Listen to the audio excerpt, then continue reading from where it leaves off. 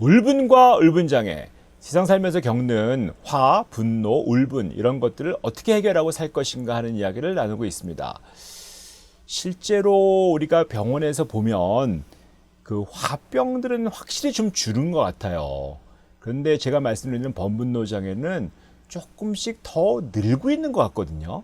원래 우리나라가 사회적으로 좀 부당한 일, 억울한 일 이런 거 겪은 거 많죠. 외적들 쳐들어오고 지배계급 억압하고 신분제, 핍박 이런 거 많잖아요. 근데 이 핍박이 꼭 우리나라만 있었던 건 아니란 말이에요.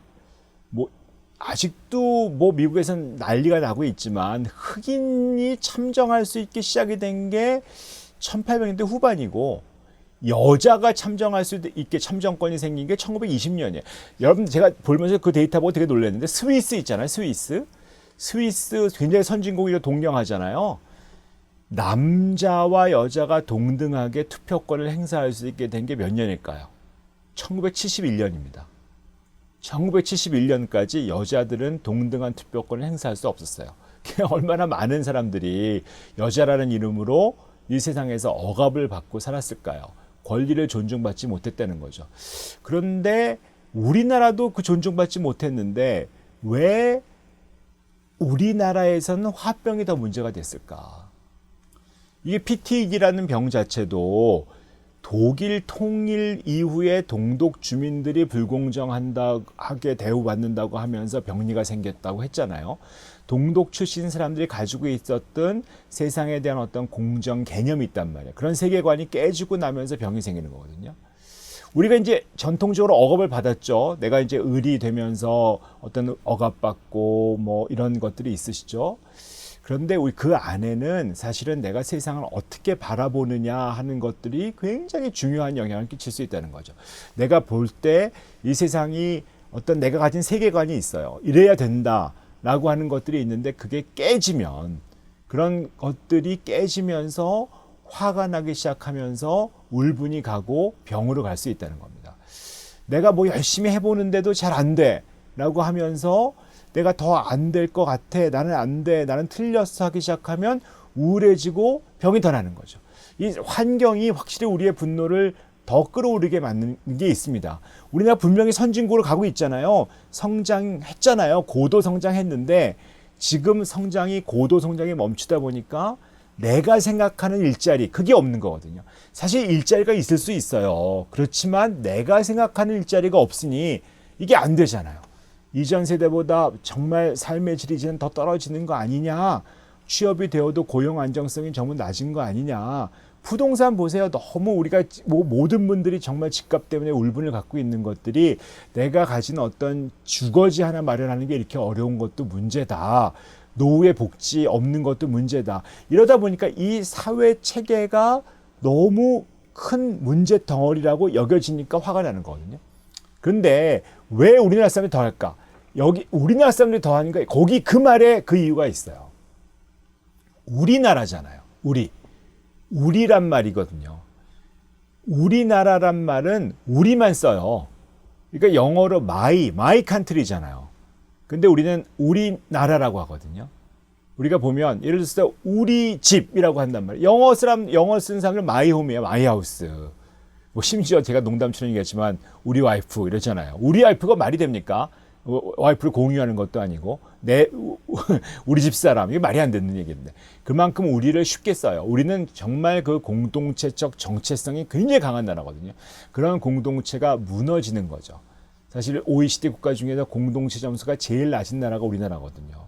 우리는 우리가 너무 중요한데 우리가 우리로부터 지지받지 못하게 되는 거잖아요. 이게 얼마나 큰 문제겠습니까?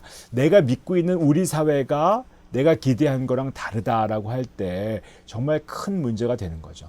뭐 세월호 사태 이후에 그 사회적 적폐 얘기도 나왔고 2016년 말에 그 국정농단이라고 할 때 이 어떤 국민적 분노화 같은 것들이 이렇게 탄핵하고 정권 교체까지 갔잖아요.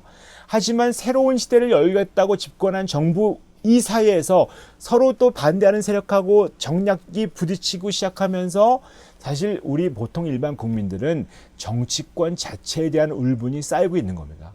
이 젊은 세대들의 분노는 해결되지 않고 점점 더 가는 거고 정의로워야 됐다고 하겠다는 세력조차도 불공정과 부정이 만연하는 것이 더 울분을 만드는 거죠.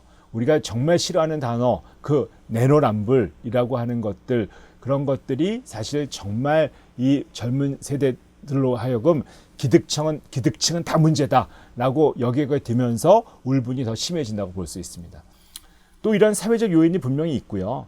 그 이후에도 어떤 개인적인 어떤 양육 과정에서 어떤 문제가 생기면서 분노가 생길 수 있거든요. 이 범분노 장애는 어렸을 때부터 반복적인 울분을 겪었을 가능성이 많습니다. 공부를 잘해야 되는 어떤 압박감, 부모가 사실 어떤 원하는 형태의 자녀를 만들기 위해서 양육에서 억압을 하잖아요. 뭐 비교하고 옆집 애는 어떻더라, 뭐 엄친아 얘기 나오는 것도 그렇잖아요. 학교 들어가도 공부 잘하는 아이들이나 선생님의 사랑을 받는 아이들 말고 나는 그렇지 못한 그런 것들에 대한 어떤 화, 사회에 들어가도 따돌림을 또 받진 않는데도 따돌림을 받게 되면 어쩌나 하는 어떤 두려움 같은 것들이 우리가 울분을 쉽게 가지게 만드는 것이라고 할 수 있습니다.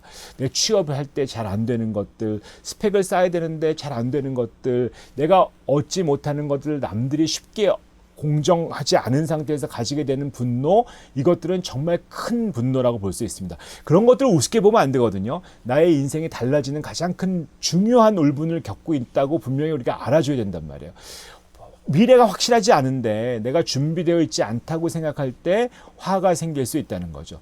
이런 어떤 어렸을 때부터 소아청소년기 때부터 가진 어떤 분노의 체득이 우리를 점점 힘들게 만드는 거고, 어른이 되어도 이 분노에서 자유로워지지가 않아요. 우리나라 특성상 어떤 중앙, 정상 이런 데 대한 욕구가 강하거든요. 그런 욕구가 있는데 소위 중앙무대, 뭐 서울이면 서울, 강남이면 강남에 살아야 됐는데 그게 잘 안 된다고 했을 때 어떤 분노 같은 게 있단 말이죠. 그걸 내가 해야 된다는 강박이 있고 그걸 잘 하기에는 너무 어렵고, 항상 우리가 우열을 따지고 성적을 매기다 보니까 나이가 들어도 성공해야 된다, 뭐 믿거나 의지할 곳이 없이 내 힘으로 해야 된다고 하는 것들, 이런 것들이 열심히 사는데 지치기도 하고 잘 안 되면 좌절감이 생기고, 그러다 보니까 결국은 타인, 사회에 대한 분노가 많이 생길 수밖에 없는 거죠. 그럼 나이가 드신 분들은 화 좀 덜 내시나? 그러지가 않아요. 나이가 드신 분들도 화가 많아요. 내가 평생 가지고 있던 가치관은 도저히 이해할 수 없는 세대들, 젊은 세대들이 올라오는 거, 내 생각과 감각으로 납득할 수 없는 일이 생기면 기성세대의 노인 세대는 어떨까요? 화가 난다고. 내가 주류를 이루었던 세대가 지나간다라고 하는 것을 느끼면서 내 마음, 몸, 체력, 지력 이런 것들이 다 약해진다는 걸 느끼면서 그걸 받아들이기가 어려우니까 화가 나는 거죠. 역시 이렇게 모든 세대를 초월해서 모든 사람들이 화에 취약하고 쉽게 분노할 수밖에 없고, 그런 상황에서 그 사람의 어떤 개인적인 문제까지 더해지면 우리가 얘기하는 범분노 장애가 쉽게 생긴다라고 얘기할 수 있을 것 같습니다. 오늘은 여기까지 하도록 하겠습니다.